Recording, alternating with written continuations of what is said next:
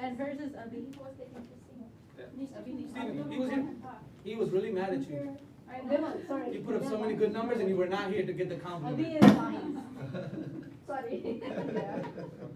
Abhi's, Mahi's adventures Abhi, and then hers is Demo. Mine's also Demo. Yeah, and then who's your Preet? Preet. Oh yeah, Preet. You guys mentioned it. And him and I have. Oh, yeah. And do you remember? William. I just want to get, Okay. Just it's very dense. It just volume is very high. Did he come out? Have you guys? So any question you have? Yeah, that day I emailed. Oh, he was here on Thursday. Yes, I submitted it and I just, That's why they. I don't have access to the. It's good. Yeah, let me check that. Yeah, I will check it today. I got Yeah, it. yeah. It was on the phone. Preet came in and It's fine, he it's fine. From the transaction. First we got it. Okay. Just to make it clear. Oh, he's mentored. Once you graduate, the real resentment. Yeah, I know. And then again, you gotta do So you need help? for yourself. You gotta. Yeah, when you should be here, when they, how? You already take the website. It's free. I hope you see more interest. I don't know if you can also personalize that. Probably you can. Any more? Nobody's here. Yeah, what's wrong with all these people? They're realtors, they come late. But you don't know when, I don't see. Actually, you have it. Just go and sit there. We're gonna come to From far. Oh, fit the कोई नहीं. Fit the कोई नहीं. I don't use my glasses. That's a really good. I I didn't. have a feeling my number has increased a little bit. Last benchers will take his Not smart. many people. Oh, yeah. You know where it is. Kids are No, out. maybe like, She can just. Congratulations, you're in contract. oh, really? First? Yes, the first. How you doing, man? How we doing, man? Good to see you. Wow, yeah. I have a quick question though, but yeah. Oh, and I, the question I'm trying to think here. She's leaving.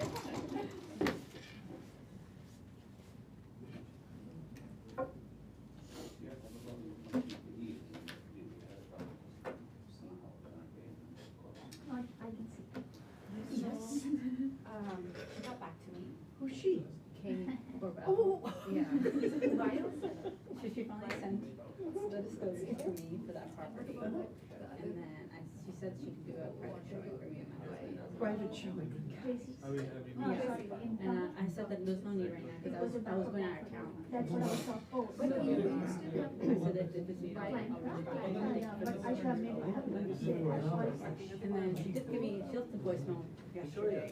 So I wrote a little aggressive. One thing, like, very good for me. And if You know, I you didn't needed my it, yeah. Y'all going in No, higher. I'm just trying to see. The really one point, She does this with all Star team. She does what any agent does. Yeah. Well, I don't know, like, I mean, she's I don't have time for next week. nice. In front of everyone? Yes. I agree. I totally agree. So when I asked for the We actually were disclosure, friends. yeah, when I asked for the disclosure, that's right. Sorry. She texted me and she said, did you ever have to do disclosure? I said, yes, because I requested it twice from the website. And she said, I'm so sorry, the website's having a hiccup. So she said that, now try. And then I still didn't get it, then she finally sent it via text. And so then I sent it to me via email so I can open it on my computer. So I have the disclosure. But, Who? I haven't gotten Oh, Serena's here. I'm gonna give her a big welcome to the group. No, I'm not going to. I'm just gonna give her a little bit of trouble for not being here. And I'm gonna meet it in Serena's. So I'll probably talk to you maybe Thursday. Or I can talk to you. Oh my God, is that who I think it is? It's been months. Oh my. Sorry, Pat, I didn't even take your time. I know you're Let me see what I have going on Thursday. Oh.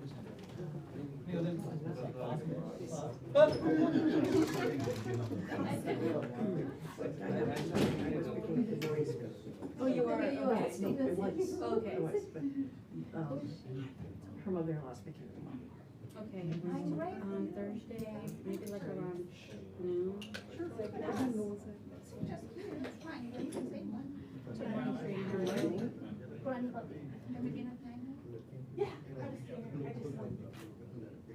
Straight, go over, the listing form issue as well too.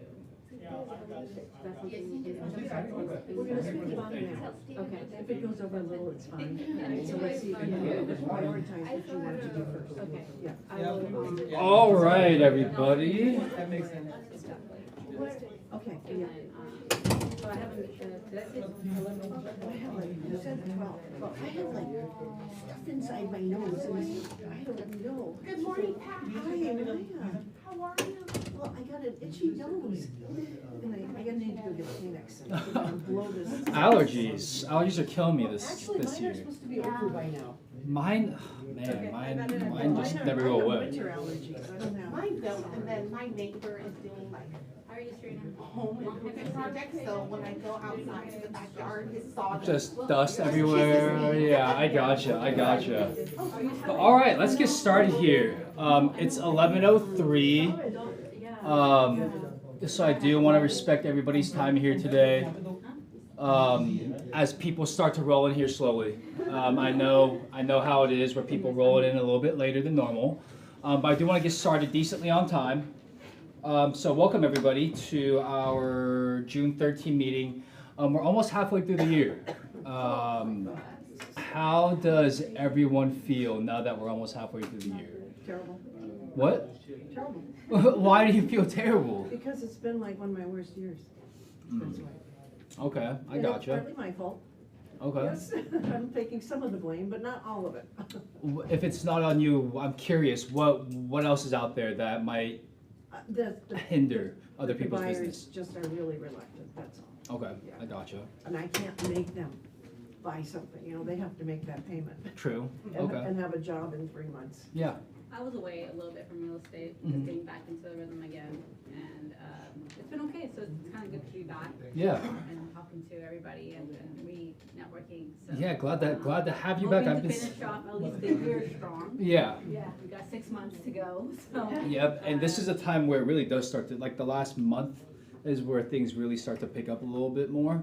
So it's a good time to get back into it, I feel like. And now that we're going into summer here soon, there's a lot of listings coming out. yeah. I've seen. So inventory is starting to pick up a tad bit, but buyers are still reluctant. yeah, but the only thing I'm seeing is a lot of listings are on the market longer Mhm. than usual. It's the buyers, but you never know, right?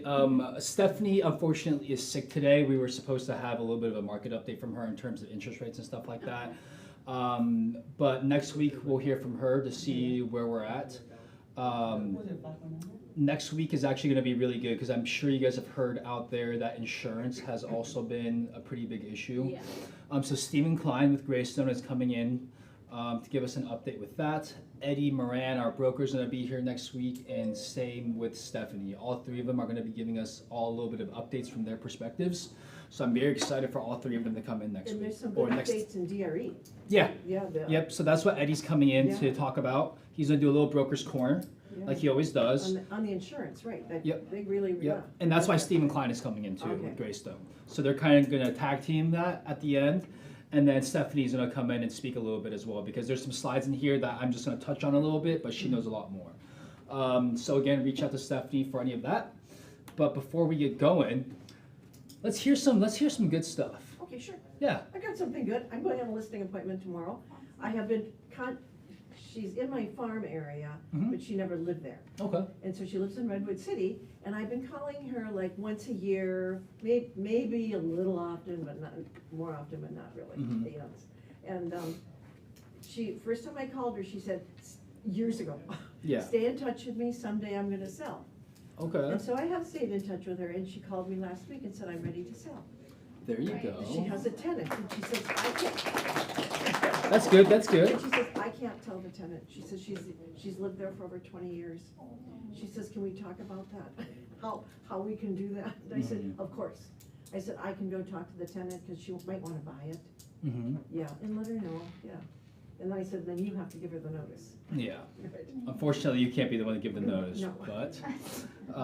but that's a good learning experience for everybody here on how to get tenants out of rental properties when the seller wants to sell. Yeah. Since we're on that, like, what is the rule if an owner is about to sell and they have a tenant?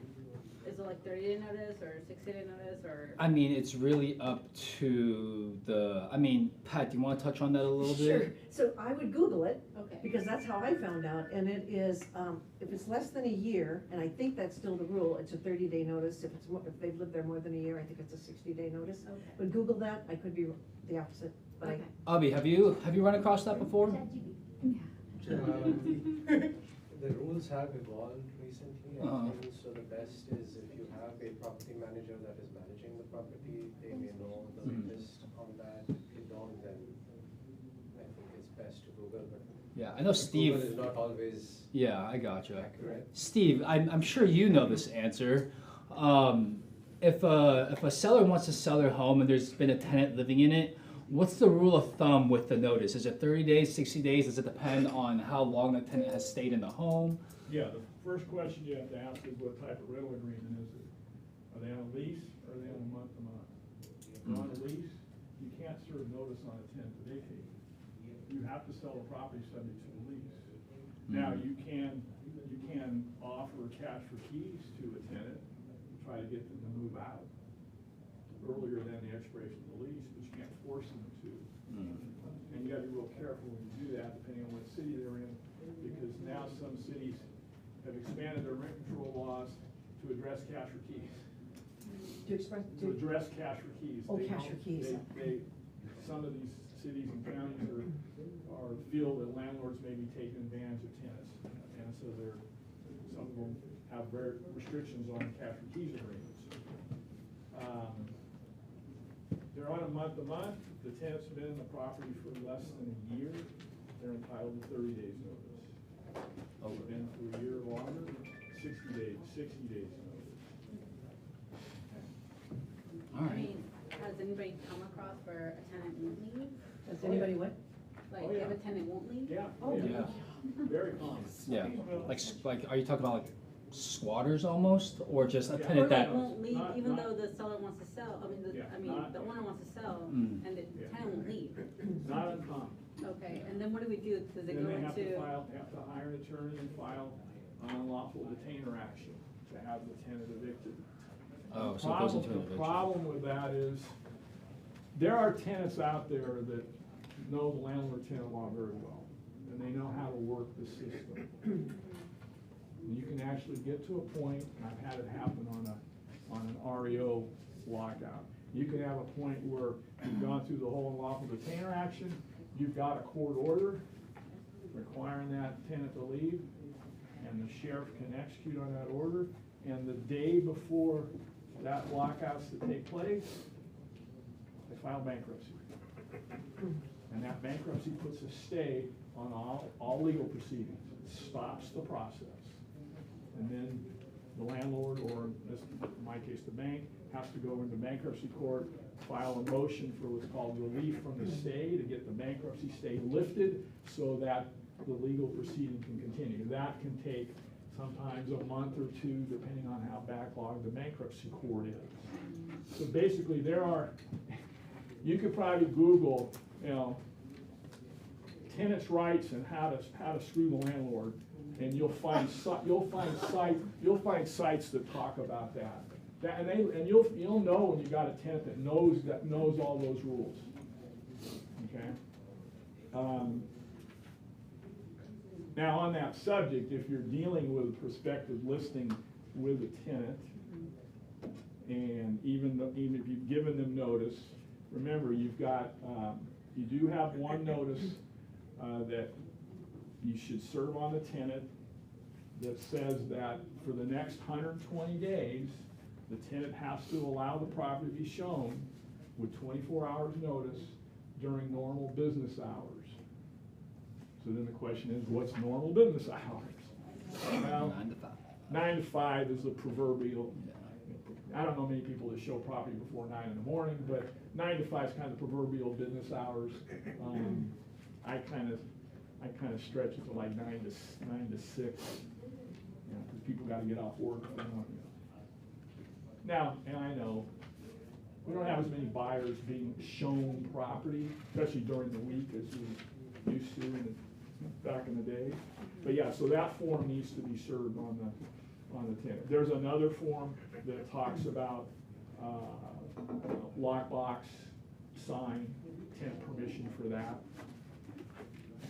Keep in mind that almost all rental agreements have what's called a cooperation clause.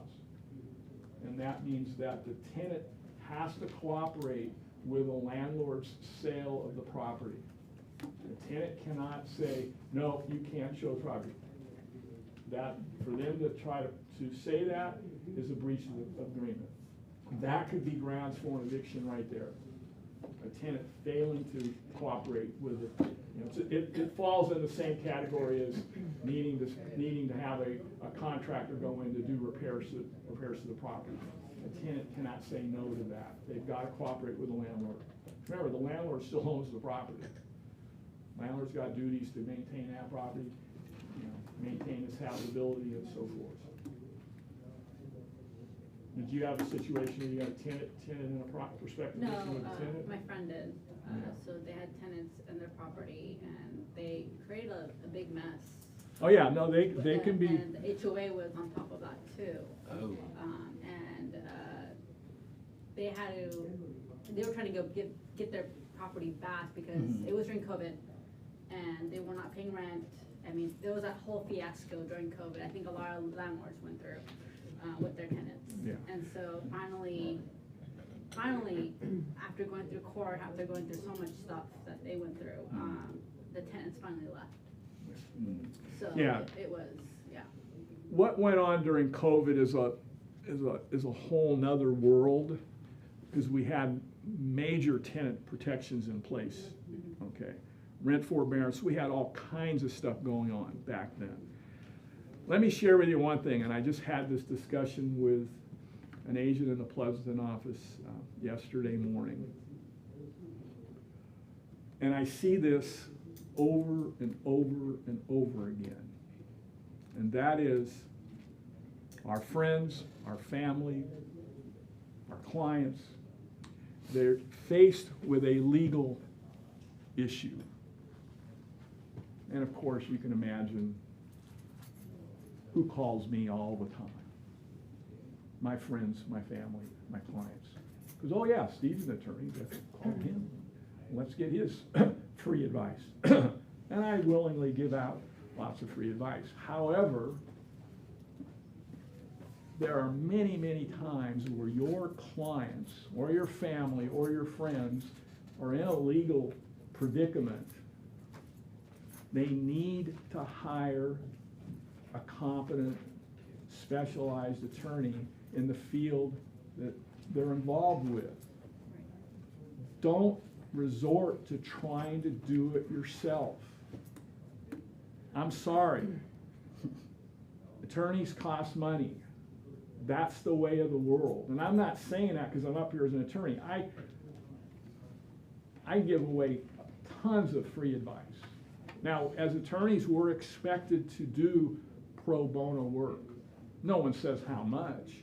I've given my share. I know that in the last 42 years. I've given my share of pro bono work.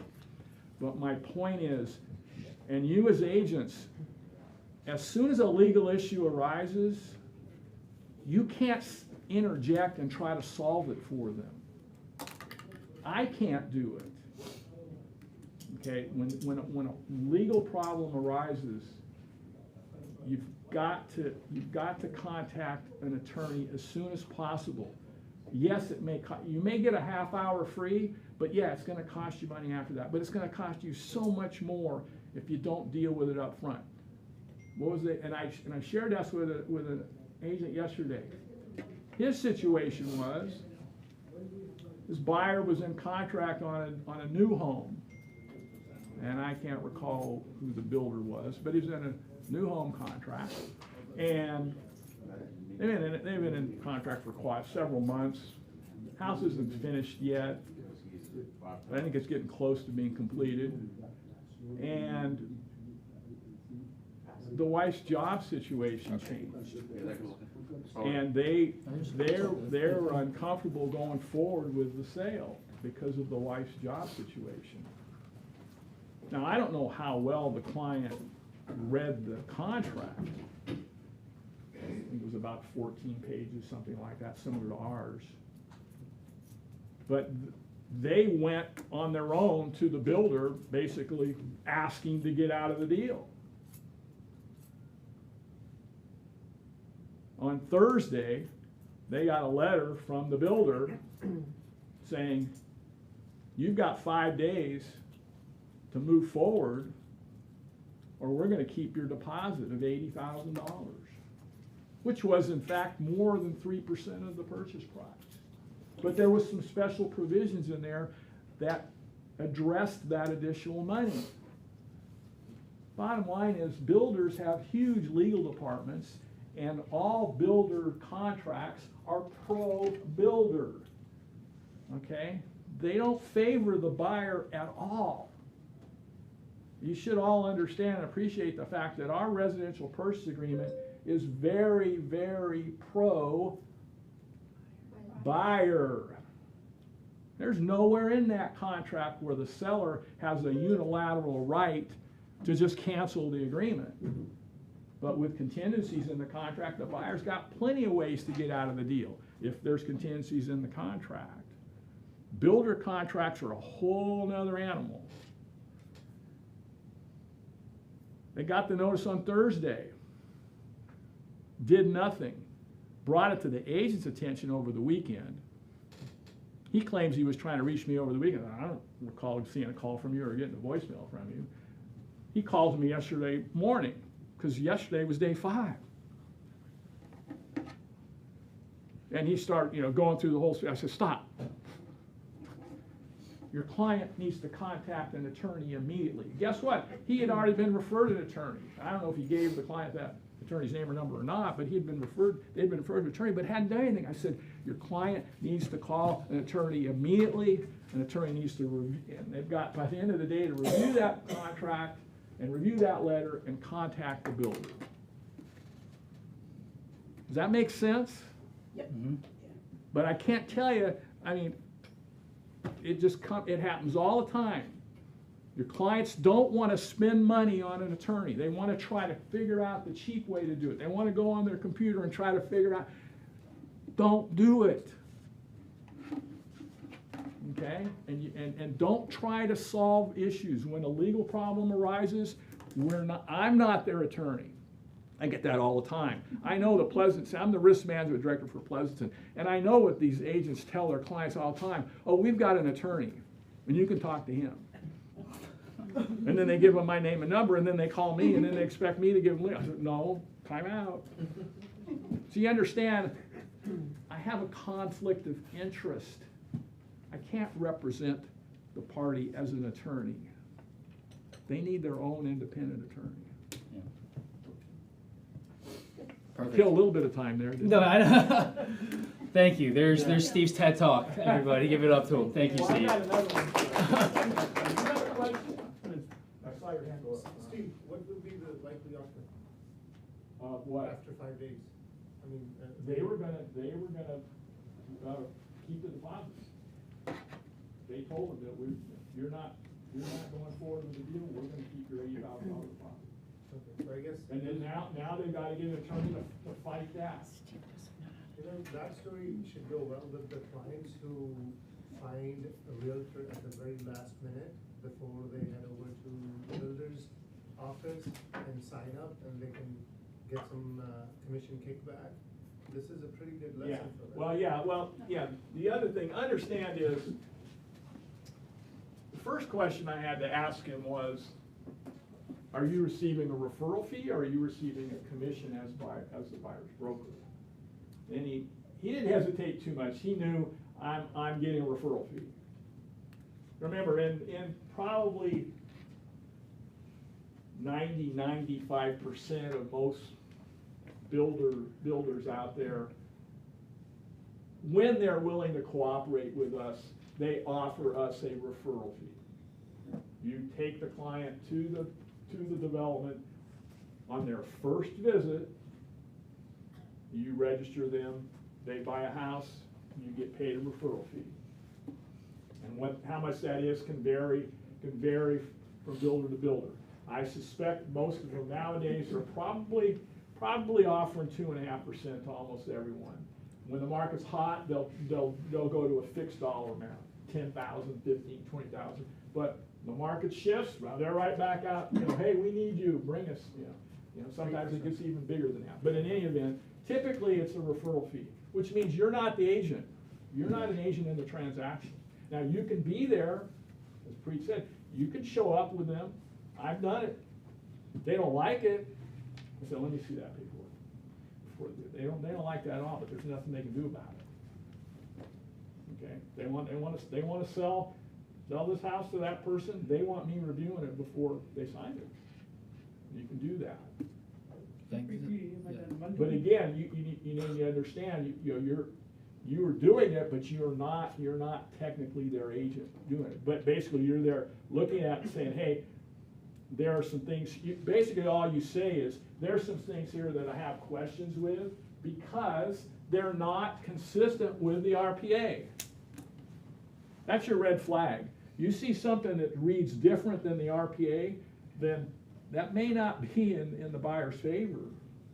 And you just want to point that out to them and say, hey, there's 2 or 3 things here that I have issue with, and I recommend that you have an attorney review this before you sign it. That's what you tell them. I mean, new listings, just to get an understanding of it, say that you're referring them a client of yours, because your client wants a new home. Right. And, I mean, is it okay for you to go and look at their contracts? And That's what I over just it? said. Okay. You can go with them and ask to look at it Okay. before they sign it. Okay. The Awesome. salesperson's not gonna like that, Mhm. trust me, because they wanna ink the deal. Mhm. And how many times have you heard of a buyer changing their mind the next day? All the It happens all the time. Quick question. So, yeah, so let me just finish this one. The alternative to that is in some cases, a builder will allow you to be the agent for the buyer. And there will be agents, you will be their agent, you will be designated as their agent, there will be agency disclosures showing you as an agent, and you are involved in the process, and you are paid a commission, okay, as the agent's broker. That's not the norm, but that does exist out there, okay? And in that situation, now you've got a fiduciary duty to that buyer. Now you've got a duty to thoroughly review all this documentation with them to make sure that they understand what they're getting into. And to at least point out the differences between that contract and what you are used to day in and day out. Questions? Yeah. Yeah, so assuming the transaction, right, the client buys same situation, buys a property for 1 million, and the builder is giving 2.5% commission, right? So since 2.5% is taken, Is a referral fee or? referral fee, Okay. is it taken from the buyer or from the builder? Well, okay, typically, if the builder's offering a referral fee that's coming out of the price. That's a cost to the builder. Cost to the builder? Yeah, that's a Okay. cost to the builder. Yeah. I just wanted to, because Yeah. you take a client and they say, hey, if I come with you, I have to pay 2.5% more. Yeah, but typically you're gonna get it from the builder. Builder, okay. See, it's the same thing, I'm glad you brought up that question. Before we had mandatory buyer broker agreement, one of the reasons that we recommend, buyer brokers have been around since like 1993, I think it was, almost as long as I've been in the business. One of the reasons we recommended the buyer broker agreement is because it protected you if you tell your buyer, hey, if you're looking at new homes, make sure, the builder's likely gonna pay me, so make sure that you do not go there by yourself. Make sure I accompany you on your first visit, okay? And then the fee that you owe me under this agreement will be taken care of by the builder. But if you don't do that, if you go on your own, and it happens all the time, guess what? Most builders, I've talked builders into, I'll tell you that story in a second. Most cases, if you weren't there on the first visit, they're not paying you. That means now that buyer is paying you direct under that agreement. So you got to remember, you got to have the mentality and understand that buyer broker agreement is an enforceable agreement. They owe you that amount regardless of the source. Don't waffle or be wishy-washy on enforcing that agreement. If you can't get that from the seller, that buyer owes you that money. Was there another hand? Oh, it's not another hand. Another, okay. All right. Well, no, what I was gonna say was, when you get in a situation where, because this will happen, if you're in the business long enough, unbeknownst to you, you won't even know they're out, you won't even know your buyer's looking at new homes. You'll think they're just looking at existing resale homes. What will happen is, buyer will go to a new home development, unbeknownst to you, fall in love with a property and buy it. But guess what? If you're their listing agent and you have their property listed and they need to sell that listing in order to buy the other property, quite often you can get the builder to agree to still pay you the referral fee because they need you to sell their property in order to make that deal work. And I've been successful at doing that over the years. Oh, that's interesting. All right. Because you gotta work together. And they'll go, hey, we know we need you to do what you need there, and they understand the situation. And had you known they were going there, you'd have certainly would have accompanied them. Now, the other thing is sometimes when they're far away, maybe the builder's an hour away, 2 hours away, you can call them up front. And it particularly helps when you're the listing agent and they need to sell. Call them up front and explain the situation. I've had them send me the paperwork to fill out and send back to let them know my buyer's going to be, is interested in their property. Now, what kind of market do you think we're in when they're agreeable to do that? The slow market, the shifting market like we're in now. All right, perfect. Is this bias market? Huh? Is this a bias market? This was now I would call this a neutral market. Yeah. And Right now, at least. I'll go over statistics in a minute. Yeah. Kind of bears that out. I would call this more of a neutral, even market. Yeah. My first 3 years in the business were a buyer's market. This feels like it to some extent, but not 100%. All right. Thank you, Steve. Let's move on here. Things have got a few good things going. I know Serena has a listing appointment. Pat has a listing appointment. Arshana is in contract. Mahi is in her last transaction as a PC student. So let's just clap it up for all these good things that are happening right now. I love to see that. Next up, we have a little message from Michael Putnam. Tomorrow, though, we do have Mad Day. It's Massive Action Day here at the office of Michael Putnam. For those of you who don't know him or haven't met him yet, he is the president of KW Advisors. He's going to be here for about 2 or 3 hours.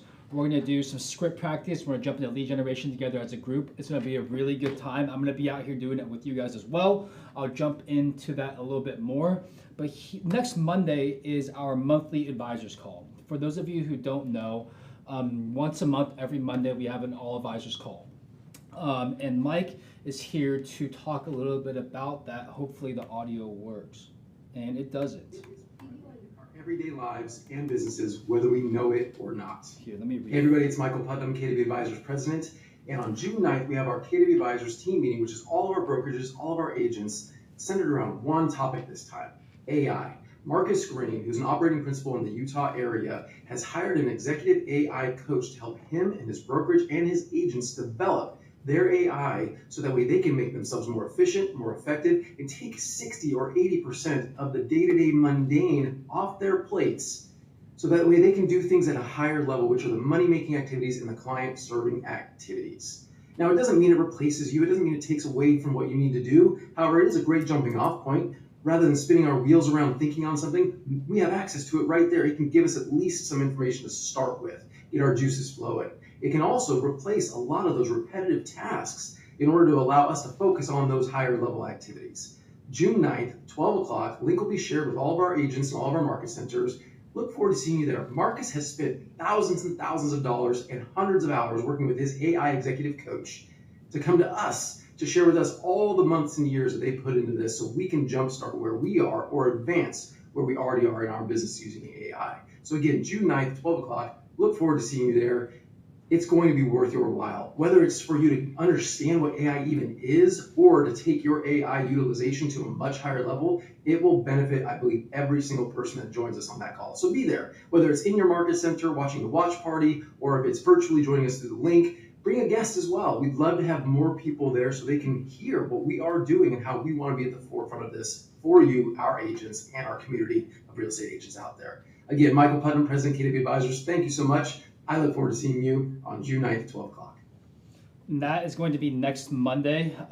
It's already on our training calendar, but one thing that I did want to touch on a little bit regarding that is I know you guys have heard a lot about AI, I'd say in the past year or two, but next Monday's call is going to be coming from a different perspective.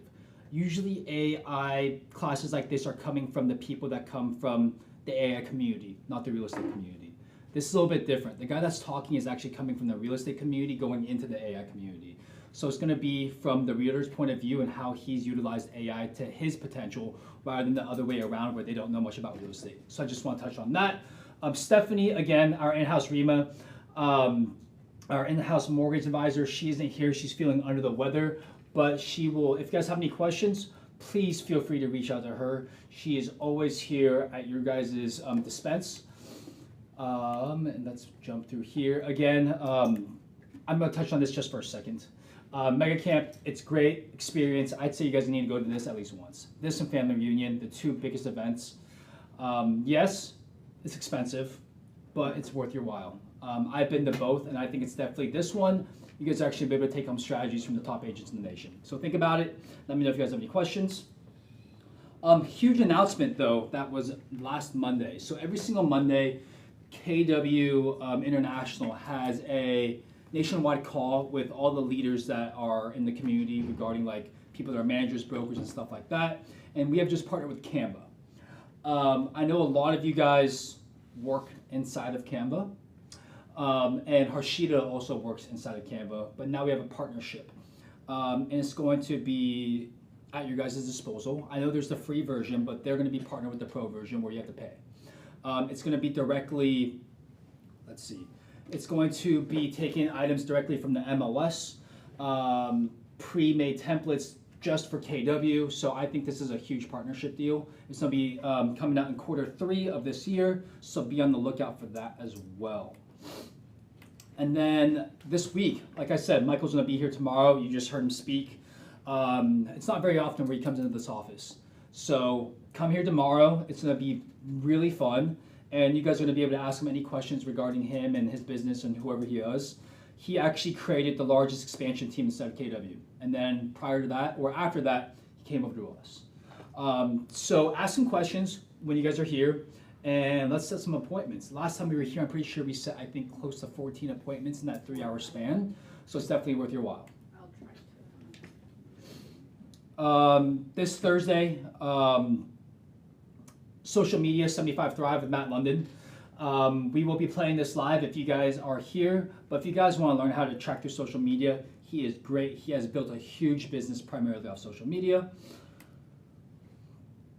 And then I think this is on Thursday as well with Maureen. She's going to talk about a little bit about home warranty.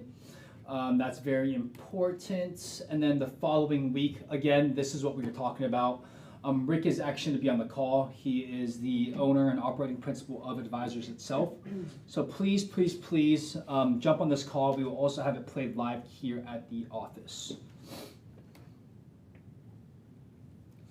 And then again, next Tuesday, this is for the mentors. Again, you all do so much for us.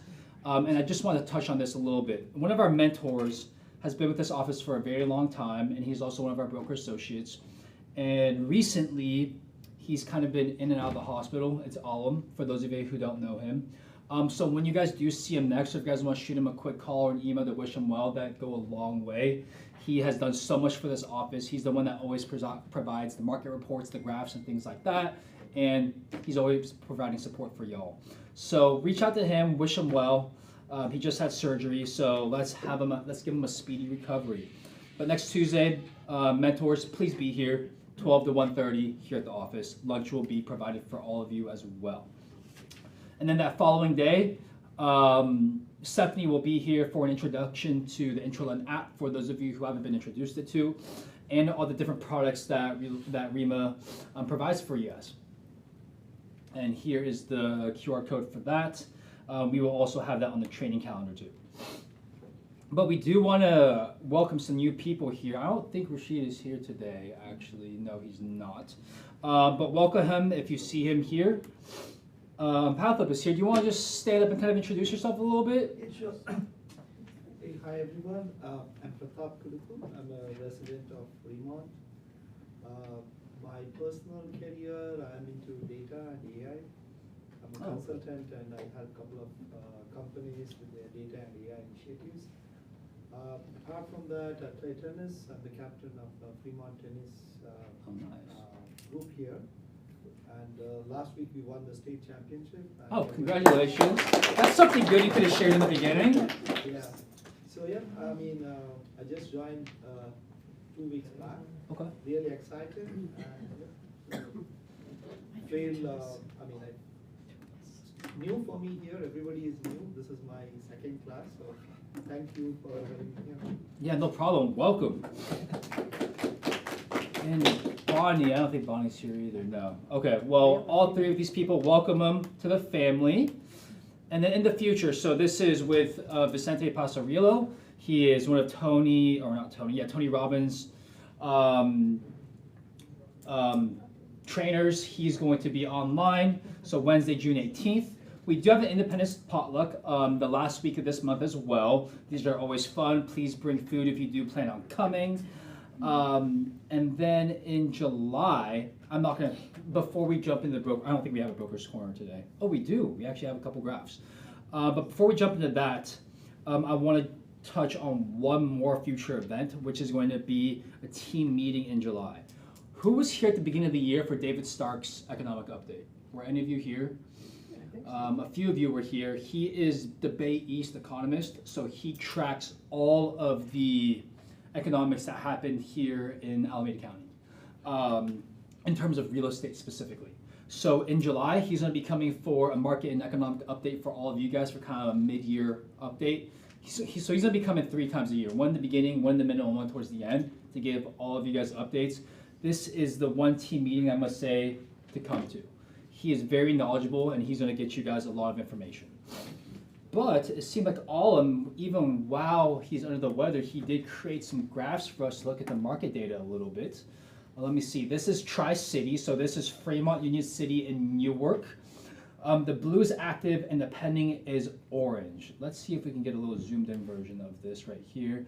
Here it is. It seems like the actives have shot up quite a lot within the last couple of months. Oh, this is only until March. But regardless, I think this is this is all the way up to April 28th. So what does this graph show you guys? Yeah, Steve. Like I said, I can add on and update that if you'd like. Okay, perfect. Go ahead and take questions. Yeah. What does blue and red mean? So the blue is active and the orange is pending. Yep. Pending meaning under contract. Yeah, under contract. And then this moves into the Tri-Valley as well. We're kind of seeing a trend there as well. A lot of actives going up and pendings kind of staying stagnant up and down a little bit. We're going to bring Steve in a little bit to actually talk a little bit about the market as well. So he's going to be able to answer any questions you might have regarding this. But we do have a lot of coming soon and just listed. You guys know how we like to do this. Please give us a price, a reason why someone will want to buy the home, and how you got it. So the first one we got, G2. You have, we actually touched on a little bit about this one. When is this one coming up on the market? Anytime soon. I just didn't put it in the market. What? Anytime soon. Anytime soon. Okay, there you go. It's live. Oh, it's live. It should be live. It should be live. Okay. Well, this is going for 6.4. So reach out to G2 if you have someone in the St. Helena area. What is it? It's a driveway. It's a driveway. It's a very long Has to be a driveway. vineyard. It's a vineyard. It's about 1.3 acres. So that's a huge listing that this office has taken on, one of the biggest ones that this office has ever taken on. So congrats to you, G2, for bringing that to the office. Thank you for that. Let's see, what else do we got? You also have a market that we also spoke about a little bit last time. He's the only one that does business sales. So if you guys have anybody that wants to sell a business, please reach out to G2. Do we have anything new here? No. Just listed. Jan has one in Sunnyvale. It looks a little bit like new construction or just got newly renovated. So 2798 in Sunnyvale, 5-bed, 5 baths. It almost looks like AI picture. I know it does look a little bit, but I think that's the rendering of it. So reach out to Jan. Natasha has one in Livermore, 2.65. We got some big listings coming up. I love this. 4-bed, 3.5 bath. Livermore isn't too far away from here, maybe about 30 minutes without traffic. So reach out to Natasha. You got one in Fremont. This is new, right? Yes.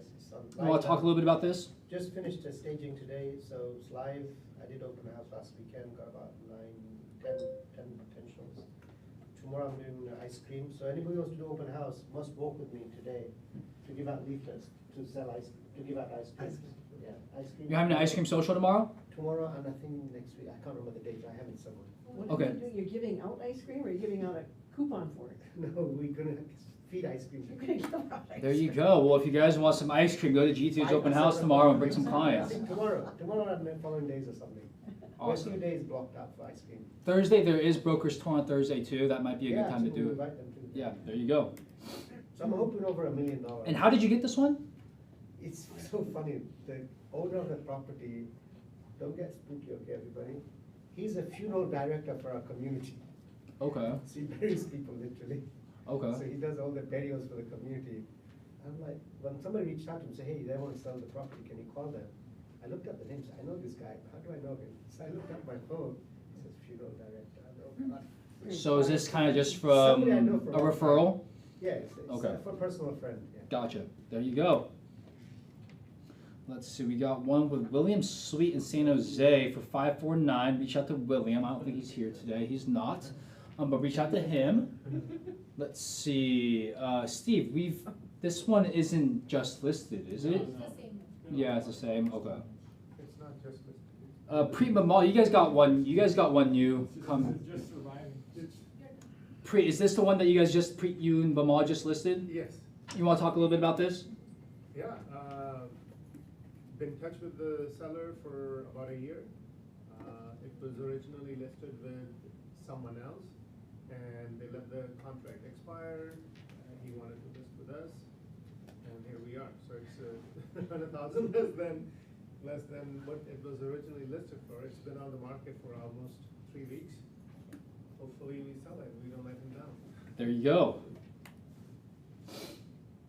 Pat, this one has been. I don't want to talk about it. Okay. Let's get this house sold for Pat, somebody.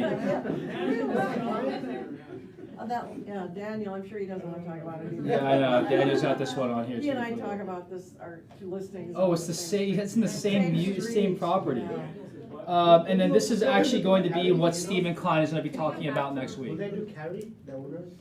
But with the last 15 minutes, we wanted to bring Steve up for a little bit of an But update. they'll give a, You wanna go back to the slides? Yeah, but they'll give a credit. Okay. go back, let's go to the, that one. Okay. Oh, that's it. All right, so that,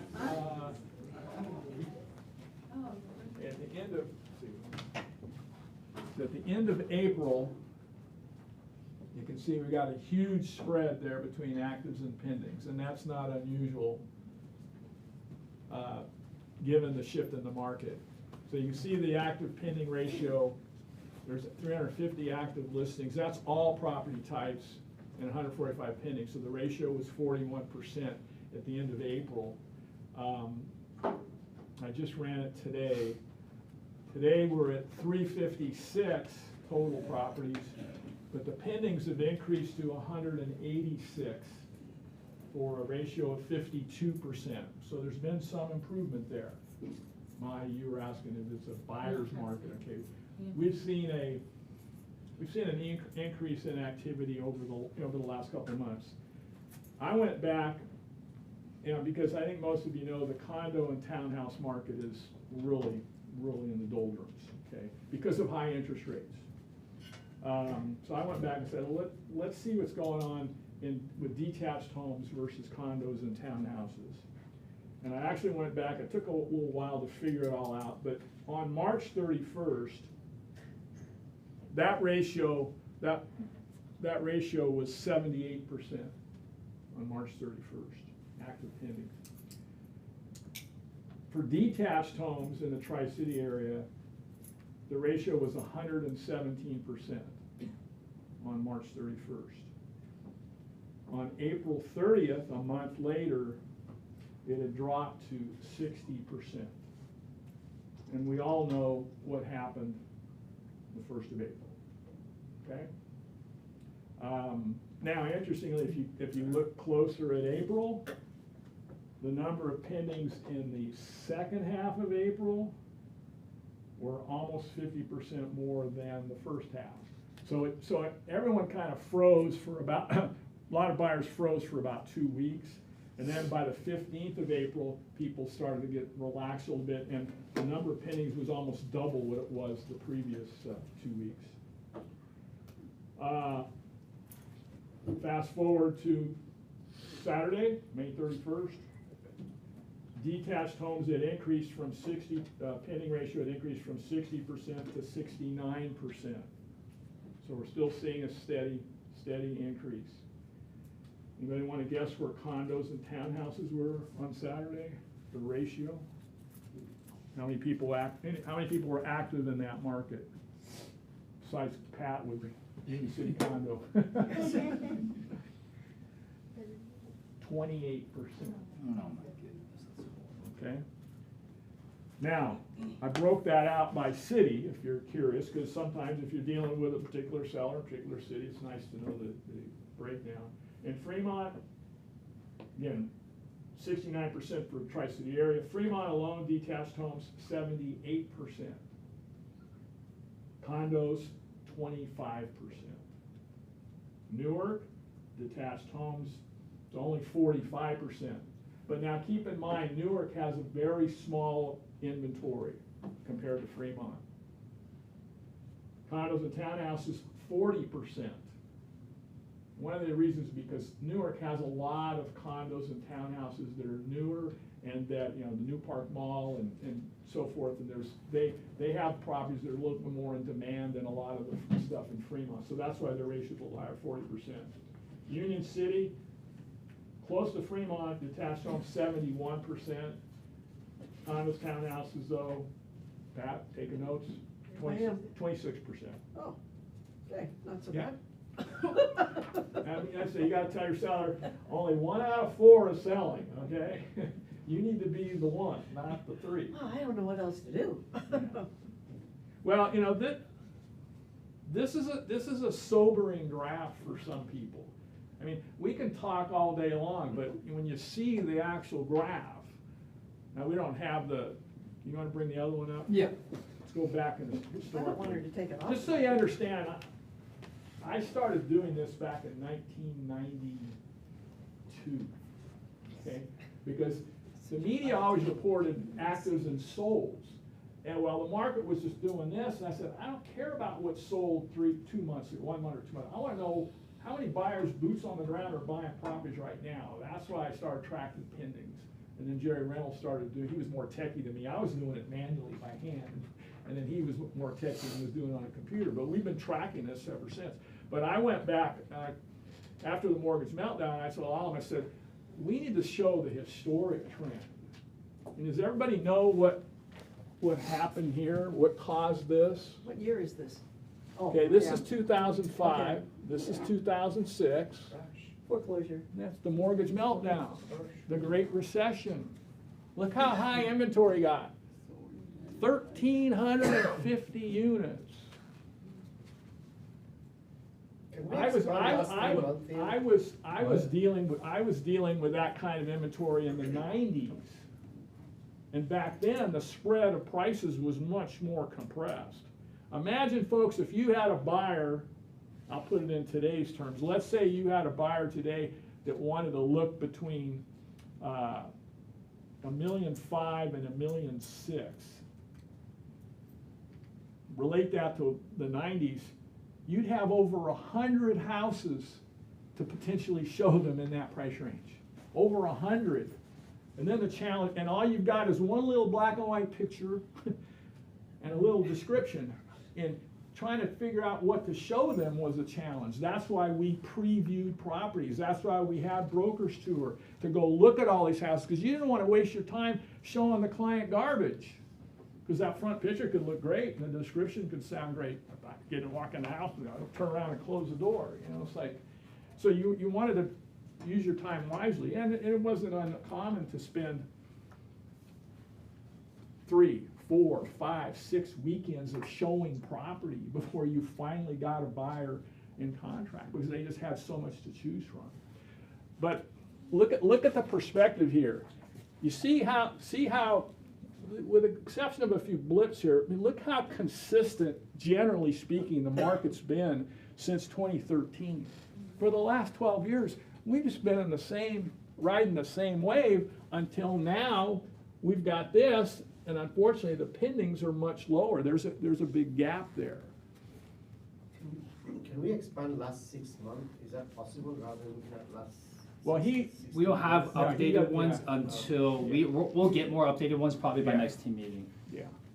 Close up But last anyway, month's activities. but again, you see, go back to the other one. The reason I wanted this one is because whenever you get people asking about how's the market, or this, you're able to show them that, the market has been performing well for the last 12 years. What gets scary is here, you know how many houses were properties were for sale? 50. Okay? We typically, for many years, we would end the year at about 100 properties total for sale. Now put that in perspective. In a typical year, we might Tri-City sell 350 a month. Talk about the shelf being empty. And when you look at the 100, most of them were garbage. They were terrible listings, undesirable locations, overpriced. That's why they were still sitting there, because the market, we were absorbing their inventory so fast. All of those should have sold, but they didn't for various reasons. Does that make sense? So as you get, what you don't see here, and Al and I talked about going back and trying to plot it, what you don't see here is price. You just see contractual activity. But that's, you can pretty much tell. I mean, I can remember when the inventory got up this high, and Fremont was running single-family homes. The low-end single-family was running about $450 to $500, and the price just started going down. And we had typical 3.2, 1,200, 1,400 square feet got down to 300,000. And we had flippers coming out of the woodwork.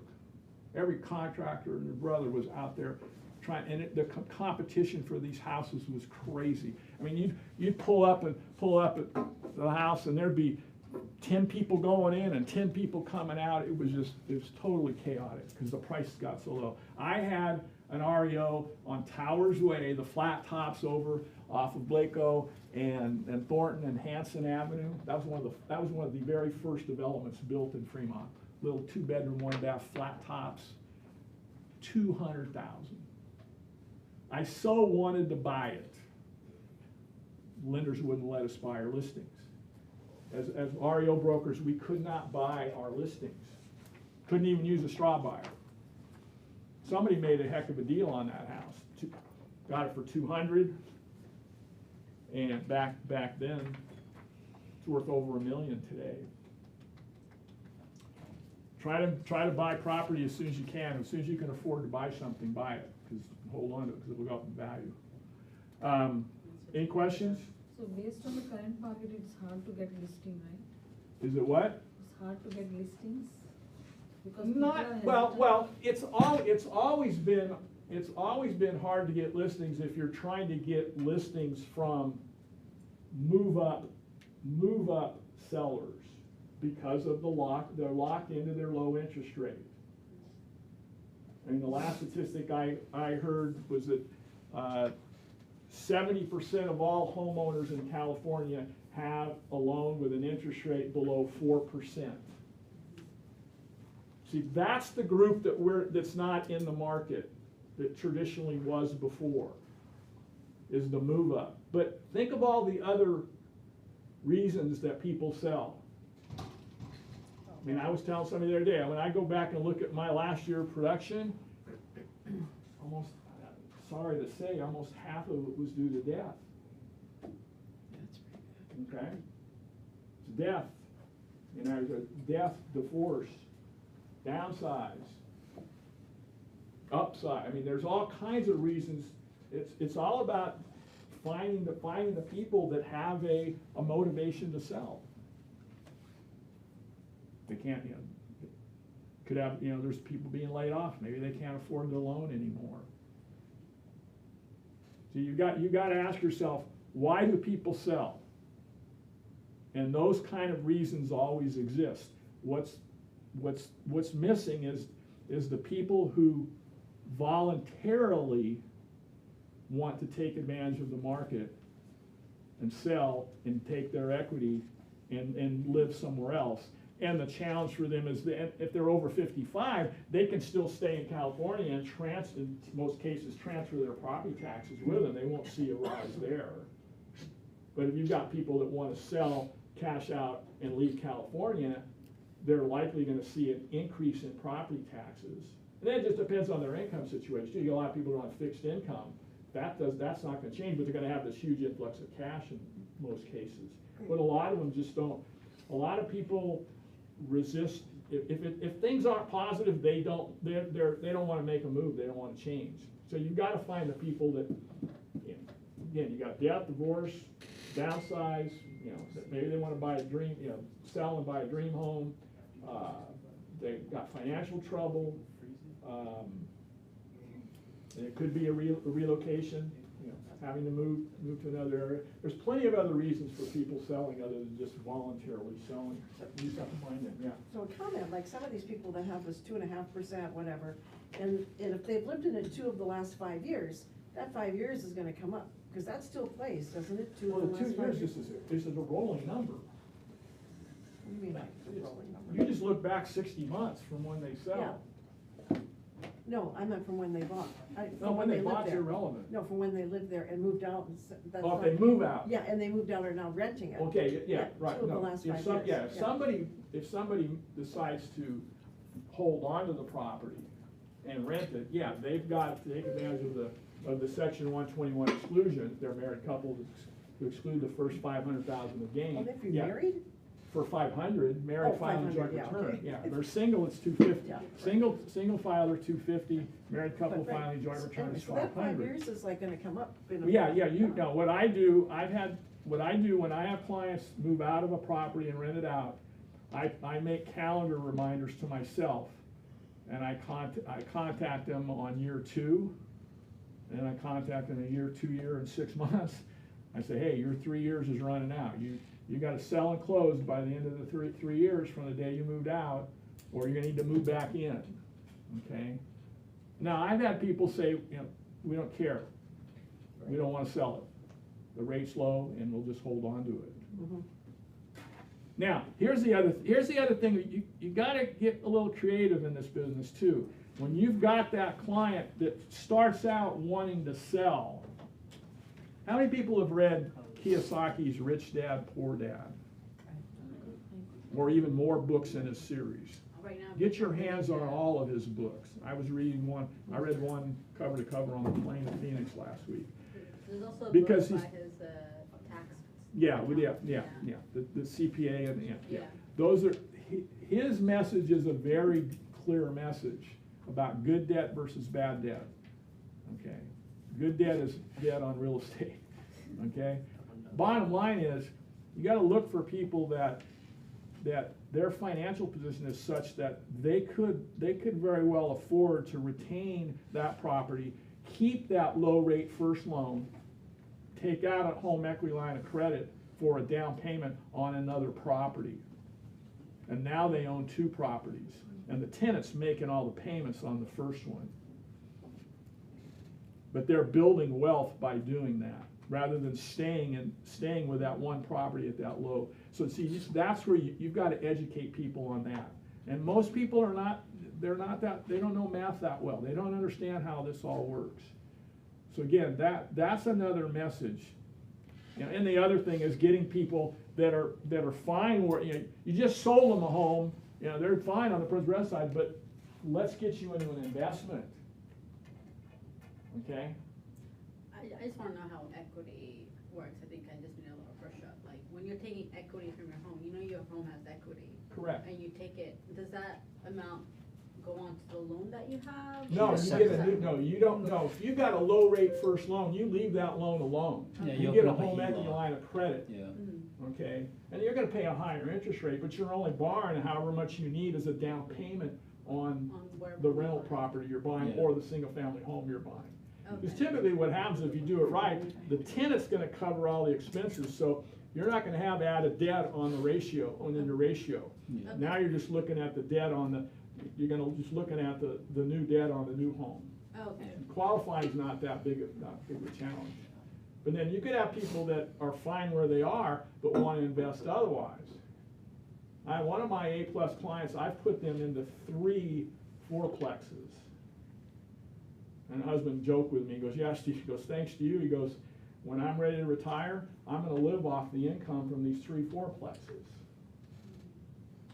And I took him, they had one house and they had one rental house. And I moved them into a bigger principal residence, and then we did a 1031 on one of the rentals into a fourplex. And then a good deal came up on 2 of them, and I put them in, and they had enough money to sell stock, put them into the other 2, and their cash flow was just enormous. Real quick, just on AI, I don't know if this went out to everybody. CAR Legal sent out a flyer a few weeks back, well, about 2 weeks, called ChatGPT versus CAR Hotline Attorney. Anybody get that? I guess just me, because for whatever reason. So what happened was, the CAR hotline attorneys, they asked ChatGPT 3 questions to see what kind of answers they got. So the first question was, what are the legally required disclosures in a real estate transaction in California when the property is sold as is? ChatGPT came back and listed about 11 of the disclosure documents, but the answer was still incomplete. It didn't have everything that was legally required. Didn't talk about the SPQ and how that worked. They gave that answer a grade of D, okay? Like in dog?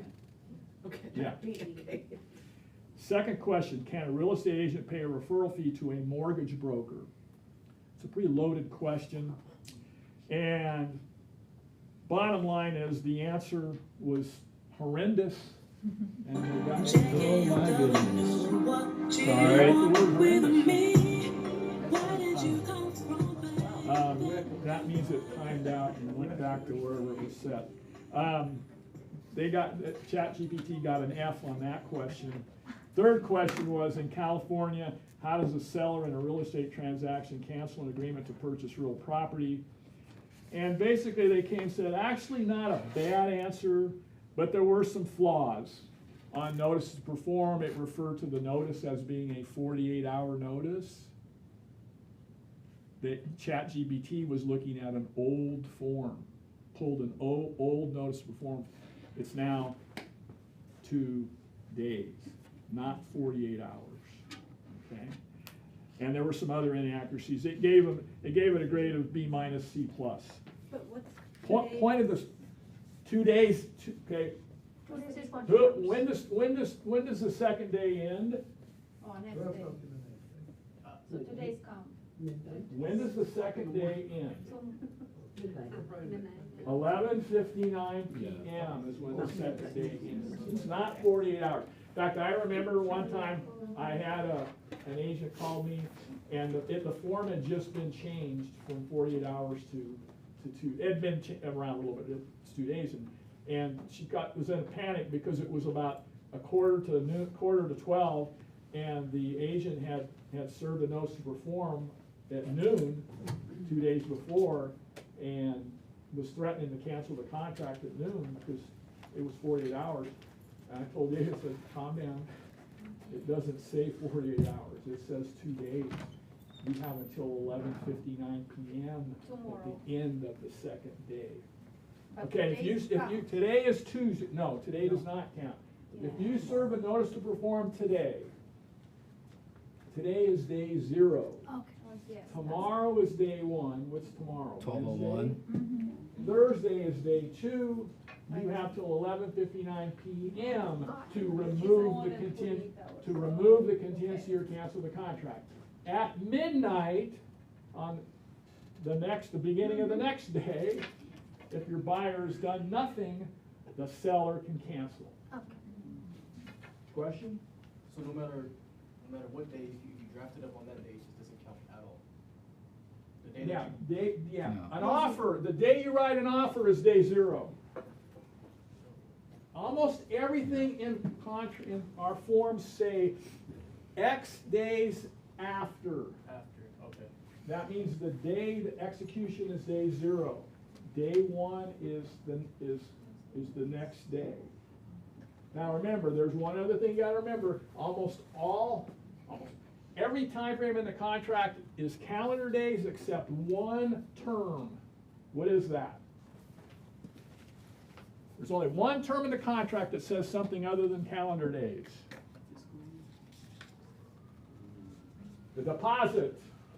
Yeah. Deposit goes, you guys need to brush up on your contract. The deposit is required, the default is 3 business days. Saturday's not a business day, Sunday's not a business day, a holiday's not a business day. If you write a deal and go into contract on Friday and it's a 3-day weekend, the buyer has till Tuesday. Right? Why Tuesday? Business days. 3 business days. The buyer has till Thursday. Yes, Thursday. It's 3 business days. I was trying to see if you were listening to me. Thursday, right? It's 3. I was tricking you. Oh, yeah. Till Thursday. The other thing is, a contractual action or a removal of contingency cannot be required on a holiday or weekend. So it always carries over to the next business